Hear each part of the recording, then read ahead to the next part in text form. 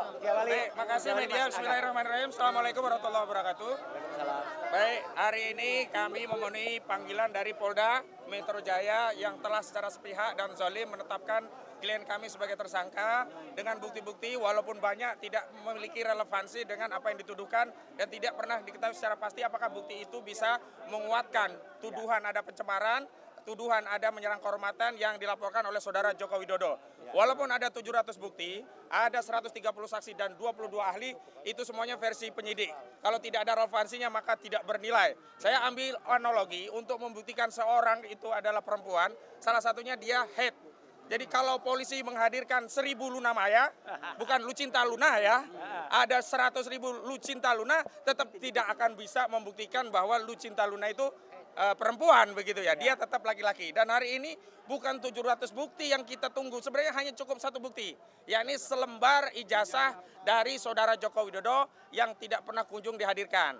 Yang kedua, kami ingin tegaskan bahwa Polda Metro Jaya telah melakukan tindakan yang melanggar presumption of innocence, yakni saat pemanggilan telah secara jelas menyebutkan nama-nama klien kami tanpa menyebut inisial. Padahal awalnya sudah disebutkan secara inisial, tetapi saat pemanggilan yang menjelaskan 3 mekanisme baik dilakukan secara langsung, dikirim lewat WhatsApp dan lewat pos, itu secara tegas menyebut nama-nama. Kalau nama-nama itu muncul dari media, wajar. Tetapi kalau itu dari aparat penegak hukum, itu sama saja Polda Metro Jaya telah melakukan apa yang disebut pelanggaran asas hukum, presumption of innocence.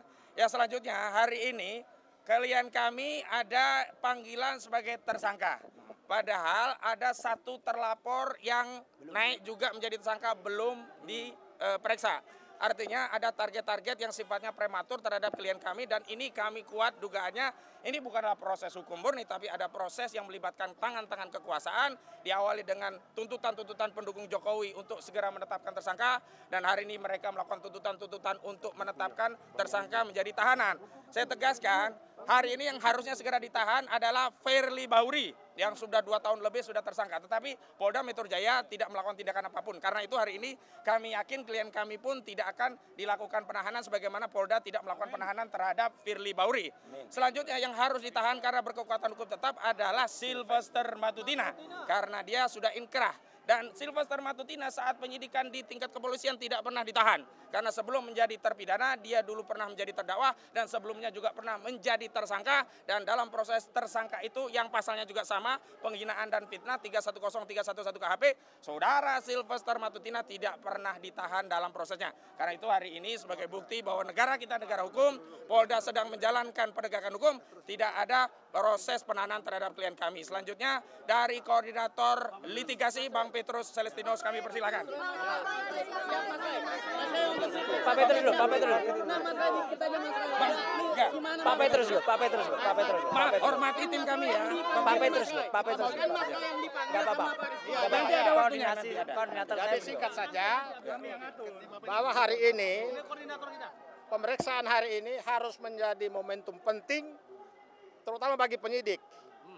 Harus beri kesempatan seluas-luasnya kepada tersangka yang dipanggil untuk kita adu bukti. Karena penyidik menyatakan bahwa mereka sudah punya ratusan bukti, ratusan saksi, puluhan ahli. Sementara dari Mas Roy, Pak Rismon dan mungkin juga Dr. Tifa, masing-masing juga bawa bukti hari ini. Kita adu secara terbuka di dalam ruang pemeriksaan. Supaya ini tidak menjadi teka-teki. Karena selama ini polisi hanya fokus kepada bukti-bukti yang dimiliki oleh pelapor yaitu Jokowi. Sementara bukti-bukti yang menjadi kekuatan utama para tersangka ya Mas Roy, Pak Rismon, Dr. Tifa sama sekali belum disentuh oleh penyidik. Jadi kami minta polisi harus memberikan prioritas kepada 3 orang ini untuk kita adu bukti di dalam. Saya kira itu saja. Selanjutnya Mas Roy, silakan Mas Roy. Ya, bismillahirrahmanirrahim. Pertama-tama, alhamdulillah terima kasih telah hadir membersamai kami. Jadi kami hadir, saya Dr. Rismon Sianipar dan juga Dr. Tifa yang sudah ada di dalam bersama para kuasa hukum kami dan para mak-mak dan juga supporter, ada juga dari Muhammadiyah yang juga membersamai ya, yang baru mendampingi kami dan semua yang ikut ya hari ini mengucapkan terima kasih dulu atas kebersamaannya. Dan kami ini kenapa saya harus mengucapkan terima kasih? Karena kami hadir bukan mewakili pribadi. Saya bukan mewakili saya sendiri, Dr. Rismon tidak mewakili Dr. Rismon sendiri, Dr. Tifa juga tidak. Kami mewakili seluruh rakyat Indonesia yang menginginkan perubahan atas negeri ini. ya. Negeri ini sudah lama lebih dari 1 dekade mengalami suatu rezim yang sangat jahat, sangat bengis, dan utamanya adalah apa? Yang telah menggunakan segala cara, menggunakan segala daya, termasuk ada penggunaan ijazah palsu yang kemudian tidak berani terbongkar sampai dengan sekarang. Dan kami ini juga untuk menegakkan kebenaran. Jangan sampai Pak Prabowo Subianto sebagai presiden yang ada sekarang mengulangi kesalahan yang dilakukan pada rezim yang lalu yang telah mempidanakan ya 2 anak bangsa, yaitu Bambang Trimulyono dan juga Gus Nur. Ya, masa rela Pak Prabowo malah menambah dengan angka saktinya. Pak Prabowo kan suka angka 8, ya. Masa di rezim Pak Prabowo tambah 8 lagi yang akan dipidanakan. Itu kan sungguh luar biasa, ya. Dan saya tahu ini mungkin bukan kesalahannya Pak Prabowo, tapi ini adalah kesalahan dari orang-orang yang ada di sekitar Pak Prabowo untuk membusukkan presiden. Jadi sekali lagi kami hadir atas nama rakyat Indonesia untuk melakukan ini, dan kami menyatakan bahwa ini kami tahu bahwa kami akan dikriminalisasi. Dan kenapa kami tahu? Karena apalagi setelah saya, Dr. Rizwan dan Dr. Tifa itu udah merencanakan akan menerbitkan buku yang kedua. Buku yang kedua judulnya ada Gibran Black Paper. Dan itu terbukti dengan saya pulang minggu yang lalu dari Sydney dan membuktikan bahwa Gibran memang tidak punya ijazah SMA. Ya, SMA-nya tidak hanya SMA luar negeri, tapi bahkan kalau disetarakan dalam negeri. Dan ini yang semakin buat panik, dan kemudian justru ini adalah langkah kita untuk semakin menegakkan kebenaran. Saya kira itu, dan nanti Dr. Rizwan akan menunjukkan apa yang sudah kami rencanakan, dan insya Allah dengan doa dari teman-teman semua, dengan memohon ridho kepada Allah Subhanahu Wa Taala, ayo kita tegakkan kebenaran di negeri ini. Merdeka! Merdeka!